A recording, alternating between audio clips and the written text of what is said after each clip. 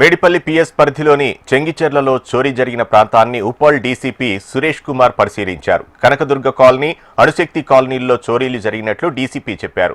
మొత్తం 8 ఇళ్లలో చోరీలు జరిగినట్లు గుర్తించామన్నారు. 30 తులాల బంగారం, 2 కేజీల వెండి, 2 లక్షల నగదు చోరీకి గురైనట్లు వెల్లడించారు. నిందితులను త్వరలోనే పట్టుకుంటామన్నారు డీసీపీ. ఒక 8 ఇళ్లలో దొంగతనం జరిగినట్టు తెలిసింది. వీళ్ళందరూ కూడా తాళాలు వేసుకొని పండక్కి ఇంటికి వెళ్ళిపోయిన సందర్భం ఇది. ఈ 8 ఇళ్లలో కూడా మొత్తం అన్ని ఇళ్లలో కూడా వీళ్ళందరూ కూడా లాక్ ఓపెన్ చేసి ఎంఓ ఏంటంటే లాక్ బ్రేక్ చేసి ఇంట్లోకి ప్రవేశించినారు. ఇన్మేట్స్ ఆబ్సెన్స్ లో మొత్తం కలిపి ఒక ఇప్పటి వరకు ప్రాథమిక అంచనాది, అది ఇంకా కొద్దిగా పెరగవచ్చేమో అనుకుంటున్నాము. ఒక 30 తులాస్ gold, 8 KG silver and around 2 lakhs cash పోయినట్టుగా ఇన్మేట్స్ చెప్తున్నారు. సో క్లూస్ టీమ్ వచ్చింది. మాకు కొన్ని క్లూస్ కూడా ఉన్నాయి, అదర్ టెక్నికల్ క్లూస్ కూడా ఉన్నాయి. ఆ క్లూస్ టీమ్ లో కూడా 1-2 క్లూస్ వచ్చినాయి. ఇంకా వర్కౌట్ చేస్తున్నాము.